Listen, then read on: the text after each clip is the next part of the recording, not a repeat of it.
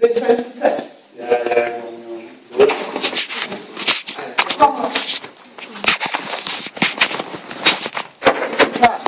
I'd like to report a bailiff for being threatening. He's threatening to break into some house and win a house. Right.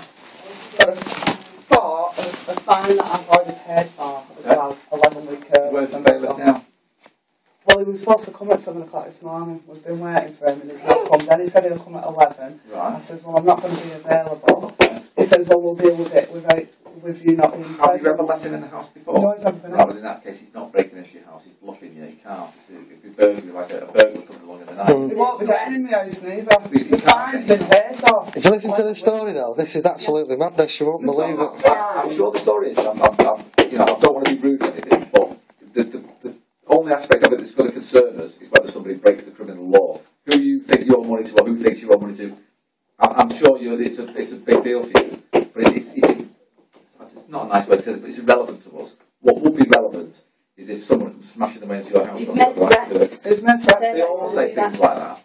But are they allowed to say things like that? To intimidate people? Isn't that demanding money? The menace? I wouldn't say so, no. They go right up. So if I come to your house and say I'm going to smash your door in unless you pay up, what would you do?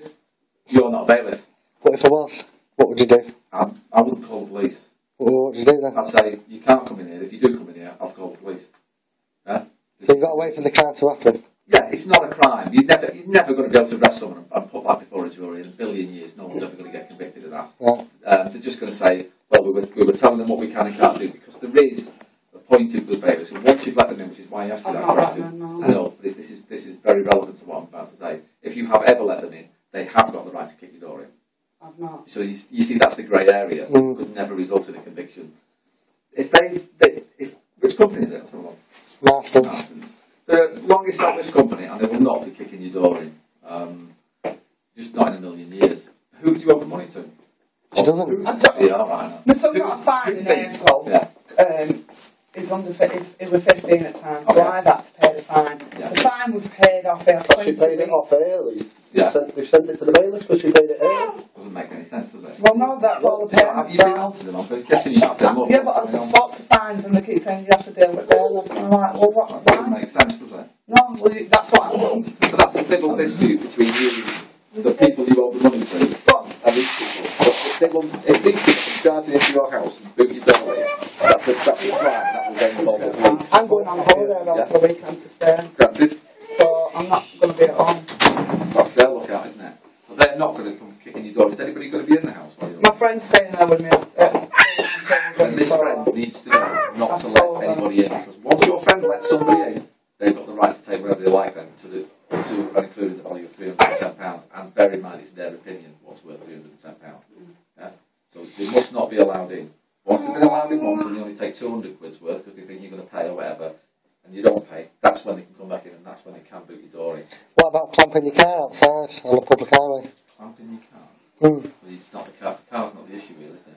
No, but what they normally do is they'll go for the easy target, which is sat in your drive normally. But how much is your car worth? It's an 07 Toyota car, so it's worth a lot more than that. About 4 or 5 grand. So.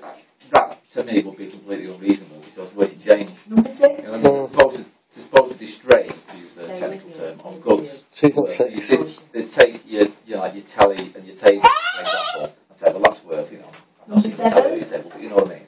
Washing machine, whatever it might be, something that's worth that. Can I go down the... Yes, she's with Roger. Because I've got 2 children with disability. What do you mean? The vulnerable act's what's stated on Ministry of Justice. I've never heard of the vulnerable act. People in vulnerable situations. There's no definition in law of vulnerable situations, but there is. If there's a criminal... Under autism, she is as well. Yeah, but such things would only be dealt with, people's vulnerability, if there was a criminal act going on. No, there's no criminal act. Marstons have every right to demand money. Wrongly or not, they've every right to demand money. They've not broken the criminal law by writing to you. It all needs sorting out with you whether you've made the payment to, did you get a receipt, etc.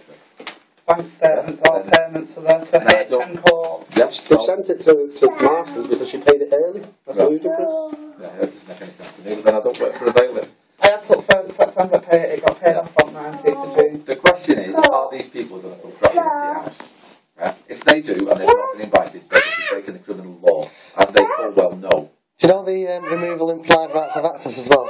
The removal of implied rights of access. I don't know the removal. Well, it's common law. It's removing anybody's implied right of access to come on the property. Yeah. Otherwise, they'll be committing trespass if they do come on the property. The trespass again is not a criminal law; it's a civil law. That's right. It's not our spirit. No, but you can take a civil private prosecution out against that said person, can't you? Or company. But if you're in attendance and this bailiff's causing an issue, you can remove him off the property. Because We will attend if it's violent. He's not been invited, has he? Well, he's got no bail. I've never heard of a bailiff being And invited. 9 times out of 10, the bailiff rings you and says, there's a breach of the peace here, bang, use a PL like that. If we ring up, you turn round and you say, oh, it's a civil matter, this. No, we've said that to the bailiffs as well many times. We've been twice now and the police have turned up, blue lights and everything, sirens going a lot. Yeah. Well, We've rang them and they've got it's civil matter. if someone says there is violence going on here, someone's hitting someone, wherever it might be, you get a blue light run, wherever that call comes from. Yeah? 9 out of 10, we'd say, well, it's a civil dispute, you've got to sort it out with them. And bailiffs, because they're professionals, well, they are, they get paid for doing it, they're professionals, aren't they? That's their job. Therefore, most of them, 99.9% of bailiffs dealers never come to the police's attention because it's all sorted out. Not amicably, but They use fear. maybe. But, there's no law saying they can't. Are you filming me? Yeah. Okay. Why? So we can show it to the bailiff what you said. Well, at the moment it's not very good, is it? But I don't want you to film me. You're allowed to, it's in public. It's also a private place, isn't it? No, it's a public. Well, out there is public. This is a private place. They can't stop you doing it, but I'm not happy with you doing it. And I don't see why I should carry on with the conversation while you're doing it. Well, it is a public building. Yeah, no. Paid for by the taxpayer. Yeah, but I've got the right to ask you not to do it. Same as you would if I was doing it to you. Look, we get filmed every time we step out the door. See. We all do that, don't we? It's just the same, isn't it? I'm trying to prevent putting my daughter At risk. At risk. She will get anxious if anyone threatening comes towards the door or anything. She's going to be in that house this week. I don't dispute it, but it's still a civil dispute, isn't it, between you and them?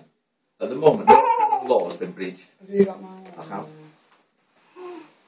So if he attempts to force entry to the property, ring the police, No. and you will remove him off the property. And we will attend. And remove him. We will attend.